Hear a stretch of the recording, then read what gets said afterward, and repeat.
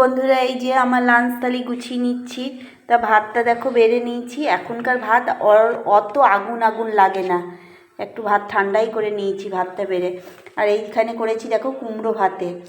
কুমড়োটা এত সুন্দর ছিল, কুমড়োটা ভাতে দিয়েছি। কাঁচা লঙ্কা আর সর্ষের তেল দিয়ে কুমড়োটা মেখেছি।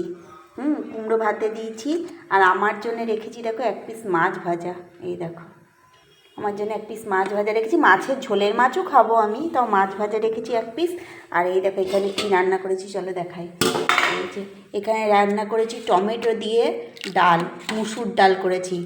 তা আমি ধনেপাতা দিইনি, ধনেপাতাটা ইচ্ছা করে দিইনি, টমেটো দিয়ে মুসুর ডাল করেছি। আর এইটা আমি ফোড়নে দিয়েছি আজকে শুকনো লঙ্কা, রসুন আর সর্ষে দিয়ে, শুকনো লঙ্কা আর রসুন দিয়ে এটা ফোড়ন দিয়েছি মুসুর ডালটা। এই দেখো। আর এখানে করেছি দেখো, এটা হচ্ছে মুসুর ডালটা দিয়ে না কি বলবো, কি সুন্দর সেন্ট বেরিয়েছে। আমি ডালটা ঘাটছি, ডালটা দিয়ে এত সুন্দর একটা সেন্ট বেরিয়েছে না। আর এখানে করেছি দেখো তেলাপিয়া মাছের ঝাল। এই দেখো আজকে না কদিন ধরে আমার খুব তেলাপিয়া মাছ খেতে ইচ্ছে করছে। তা আমি বলেছিলাম গোটা গোটা মাছ আনতে, হাতের পাতার মতো একটা গোটা গোটা মাছ আনতে। সেই গোটা গোটা হয়নি, এটা বড় মাছ তেলাপিয়া, পিস পিস করে দিয়েছে দোকান থেকে।